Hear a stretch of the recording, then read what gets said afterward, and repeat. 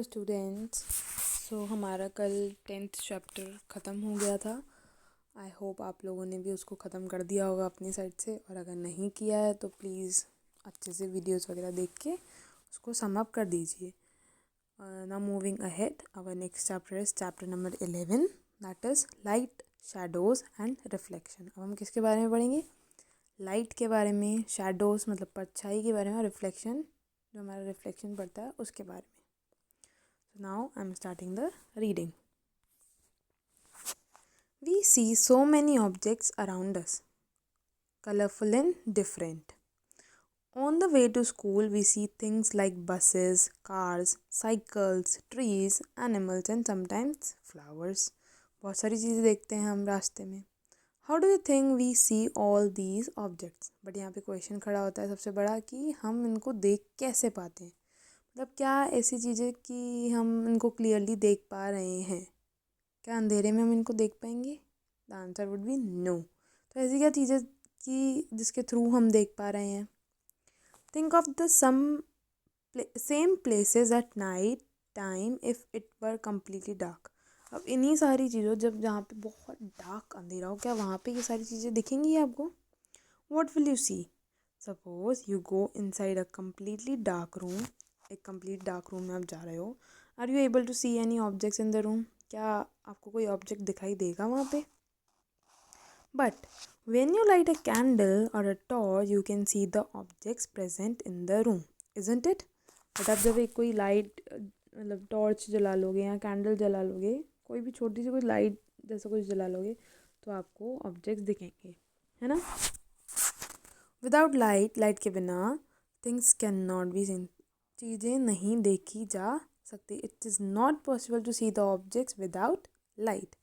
Light helps us see objects. So हम ऐसी क्या चीज़ें जिसके द्वारा हम सबको अच्छे से देख पाते हैं, सब हमको विजिबल हो पाते हैं अच्छे से? It's the light, Roshni. The torch bulb is an object that gives out light of its own. जो टॉर्च बल्ब होता है वो खुद की लाइट देता है. ऐसा ऑब्जेक्ट है जिसके पास खुद की लाइट है. The sun is another familiar object that give its own light. Sun भी एक ऐसा ऑब्जेक्ट है जिसके पास खुद की ही लाइट है, वो जो खुद की लाइट देता है. So during the day its light allow us to see the objects. और जब दिन होता है, तब जब धूप होती है, हम उसकी वजह से बहुत सारी चीज़ें देख सकते हैं. Objects like the sun that give out or emit light of their own are called luminous objects.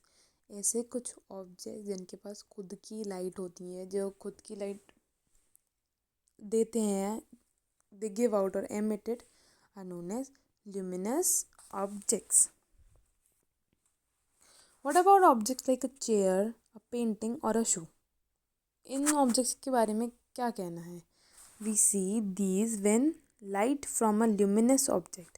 हम इनको तभी देख पाएंगे जब लाइट पड़ रही होगी, जब किसी ल्यूमिनस ऑब्जेक्ट के थ्रू लाइट पड़ रही होगी, like the sun, a torch और electric light falls on the. जब इस पर लाइट गिर रही होगी तभी हम लाइट के मतलब थ्रू ही हम इन चीज़ों को देख पाएंगे, क्योंकि ये ऐसे ऑब्जेक्ट हैं कि जिनके पास अपनी खुद की लाइट नहीं है. अगर कोई भी लाइट नहीं होगी तो हम इन्हें ऑफकोर्स नहीं देख पाएंगे. And then travels towards our eyes, और हमारे आँखों तक विजिबल हो जाती है इनकी picture. So the first topic of this chapter is 11.1, transparent, opaque and translucent object. हम चैप्टर 4 में, आपको अगर याद हो, हम चैप्टर 4 में ऑलरेडी इन ऑब्जेक्ट्स के बारे में, इनकी डेफिनेशन वगैरह पढ़ चुके हैं. सो हेयर इधर भी इनका इम्पोर्टेंस है. तो आई होप कि सबको थोड़ा बहुत तो याद होगा ही होगा, क्योंकि ये तो बहुत मतलब इम्पोर्टेंट चीज़ भी है, तीनों ऑब्जेक्ट्स की डेफिनेशन वगैरह भी. Recall our grouping objects as opaque, transparent और ट्रांसलूसेंट इन चैप्टर 4. अब फिर भी यहाँ पे थोड़ा सा इन्होंने शॉर्ट में डेफिनेशंस वगैरह दी गई हैं. If we can not see through an object at all. अगर हम किसी भी ऑब्जेक्ट के यूज़ से हम आर पार नहीं देख पाते हैं, it is an opaque object. जैसे कि कार्डबोर्ड, चेयर हम नहीं देख पाएंगे, तो it is known as They all are known as opaque objects. If you are able to see clearly through an object, but हम किसी ऑब्जेक्ट के यूज से हम क्लियरली देख पा रहे हैं, बिल्कुल clearly, they are known as transparent objects. It is allowing, so through an object it is allowing light to pass through it and is transparent. अगर उनसे लाइट इधर उधर आर पार पास हो रही है तो वो हैं transparent. There are some objects through which we can see but not very clear. और फिर ऐसे ऑब्जेक्ट्स आते हैं जिसे हम देख तो पाते हैं बट नॉट क्लियरली, मतलब धुंधला धुंधला सा दिखाई देता है. Such objects are known as translucent. और वो ऑब्जेक्ट्स क्या कहलाते हैं? उन ऑब्जेक्ट्स को हम कहते हैं translucent objects. Now activity first. Look around you and collect as many objects as you can. अब ऑब्जेक्ट्स कलेक्ट करो जितने आप कर सकते हो. An eraser, plastic scale, pen, pencil, notebook, single sheet of paper, tracing paper और a piece of cloth. इन सबको इकट्ठा करो. Try to look at something far away. और इन सारे ऑब्जेक्ट्स को यूज़ करके थोड़ा दूर तक देखने का ट्राई करो. Through each of these objects. Figure 11.1. जैसे इस फिगर में ये बच्चा कर रहा है, एक शीट ऑफ पेपर को लेके देखने का ट्राई कर रहा है. Is light from a far away object able to travel to your eye? क्या लाइट के वजह से, मतलब लाइट ट्रैवल कर पा रही है क्या इन ऑब्जेक्ट्स को यूज़ करके? Through any of the objects. In objects में से कोई ऐसे ऑब्जेक्ट्स हैं जिनकी वजह से लाइट ट्रैवल कर पा रही है. Record your observations in a table as shown in table 11.1. जो टेबल दी हुई है नेक्स्ट पेज पे, इसको मैं आपको ऑब्जर्वेशन अपनी लिखनी है कि किन किन ऑब्जेक्ट्स, किस ऑब्जेक्ट्स के थ्रू हम कैसा कैसा देख पा रहे हैं, कि वो फुल्ली देख पा रहे हैं कि पार्शली, या वो ट्रांसपेरेंट है, ट्रांसलूसेंट है, आपको मेंशन करना है.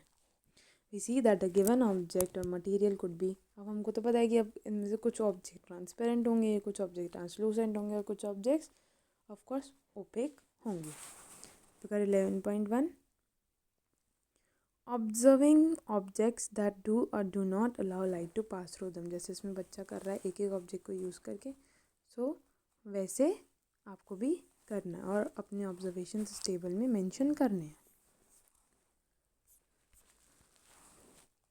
ट्रांसपेरेंट, ट्रांसलूसेंट और opaque depending on whether it allows light to pass through it completely, partially और नॉट एट ऑल. कि उसमें से लाइट पास हो रही है, अब कम्प्लीटली हो रही है, पार्शली हो रही है, या फिर बिल्कुल ही पास नहीं हो रही है.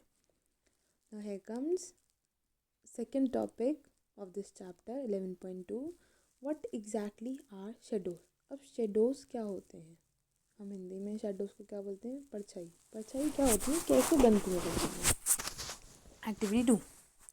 Now one by one hold each of the opaque objects in the sunlight. कौन से आप ऑब्जेक्ट्स आपको होल्ड पकड़ने हैं?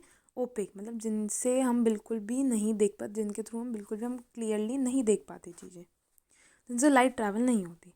Slightly above the ground. थोड़ा सा ग्राउंड पे से थोड़ा सा हाइट पे पकड़ना है. What do you see on the ground. Ground में आप क्या देखोगे? सनलाइट में आपको पकड़ना है. Remember it.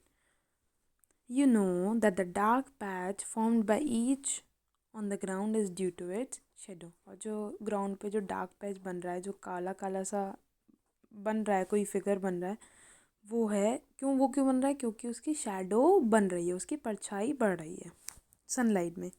Sometimes you can identify the object by looking at it shadow. कभी कभी हम शैडो को देखकर, परछाई को देखकर भी हम ऑब्जेक्ट पहचान लेते हैं कि यहाँ किसकी परछाई पड़ रही है, कौन खड़ा है या क्या रखा हुआ है वहाँ, किसी एक पर्टिकुलर सरफेस पे किसकी परछाई आ रही है. फिगर 11.2 जैसे इसमें ये दिखा रहे हैं.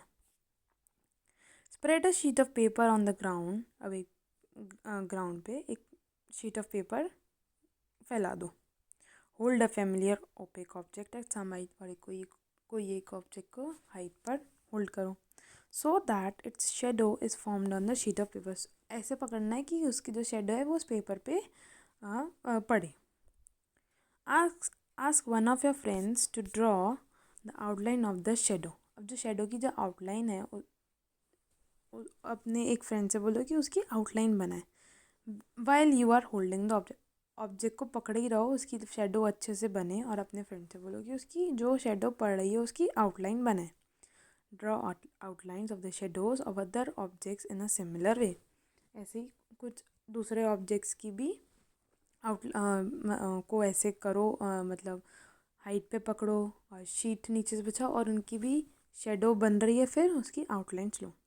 Now ask some other friends to identify the objects from these outlines of shadows. अब अपने दूसरे फ्रेंड्स को से पूछो, मतलब जिन्होंने नहीं देखी हो कि आप ऐसा कुछ कर रहे हो, एक्टिविटी वाली दिखाओ उनको कि उनको शेडो की आउटलाइन दिखाओ. कि फिर आप उनसे पूछो कि वो गेस कर पा रहे हैं कि नहीं कर पा रहे हैं कि ये किस ऑब्जेक्ट की शेडो है और किसकी नहीं है. How many objects are they able to identify correctly. और ऐसे कितने ऑब्जेक्ट्स हैं कि वो बिल्कुल क्लियरली पहचान पा रहे हैं. Do you observe your shadow in a dark room or at night when there is no light. क्या आपने कभी अपनी शेडो मतलब परछाई ऑब्जर्व करी है जहाँ पे बिल्कुल भी लाइट नहीं हो और डार्क रूम हो, वहाँ पे आपकी परछाई दिखेगी, आपको शेडो दिखेगा. Do you observe a shadow when there is just a source of light and nothing else in a room. क्या तब आपको शेडो दिखेगी जब सिर्फ ना एक ही सोर्स हो लाइट का एक रूम में और कुछ भी है ना उस रूम में नहीं हो. It seems we need a source of light and an opaque object to see a shadow. तो हम इससे इन एक्टिविटी से हम क्या सम अप करते हैं, हमें हमारा ऑब्जर्वेशन क्या है कि शेडो तभी बनेगी जब आप कोई एक ओपेक ऑब्जेक्ट हो और सोर्स ऑफ लाइट हो. अंधेरे में शेडोज़ नहीं बनती. शेडोज़ तभी बनेंगी जब लाइट हो और लाइट में ओपेक ऑब्जेक्ट कोई रखा हुआ हो, तभी उसकी शेडो बनेगी. To see a shadow is there anything else required. But इस शेडो के बनने में क्या कुछ और भी रिक्वायर्ड होता है. So this is all for today. आज हम यहीं तक पढ़ेंगे. इसके आगे का अब हम कल पढ़ेंगे, नेक्स्ट पार्ट कल पढ़ेंगे. तो ये आज का चैप्टर 11 का पार्ट 1 था. Please go through it very properly. Listen to the video completely. Do not skip it, या फिर आपके मन में डाउट्स रह जाएंगे बहुत सारे. And till that read and revise. और 10 चैप्टर जिसने कंप्लीट नहीं किया वो अपना 10 चैप्टर भी कंप्लीट कर ले. And till that stay safe, stay home. Thank you.